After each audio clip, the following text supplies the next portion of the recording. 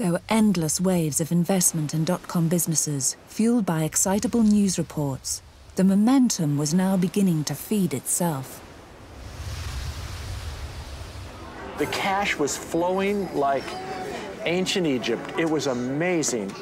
I mean, you could fund a drawer full of socks back in those days, and people were giving 60 million here, 80 million there. There was a hysteria here that we've never seen since. Some of the dot-coms spent their money in extraordinary ways. And there was an atmosphere of incredible profligacy. A great example, Boo.com decided that it needed on its front page an avatar, a person to invite people into the site. She was called Ms. Boo.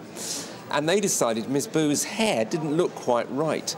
So they called up New York and got New York's top hairdresser to fly across the Atlantic to Britain to restyle Miss Boo's hair.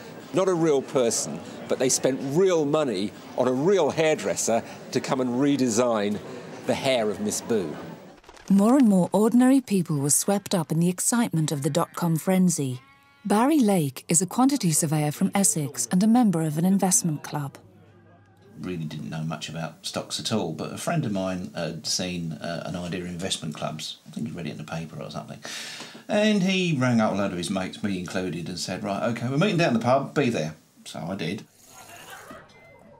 We did feel that it was something that ordinary guy in the street wouldn't do until we got an investment club and we realised that, yeah, it is something the ordinary guy in the street can not only do, but can get some enjoyment and hopefully a bit of profit out of as well.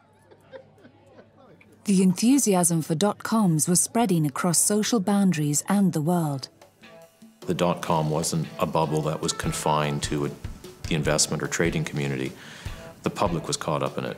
Normally when you visit a bar at an airport in America, the people were watching either American football or baseball. But during that period they weren't. They were watching financial news networks and punching the air when the stock ticker came up. The whole population was caught up in that particular bubble. Traditional valuation techniques for companies were set aside or ignored altogether.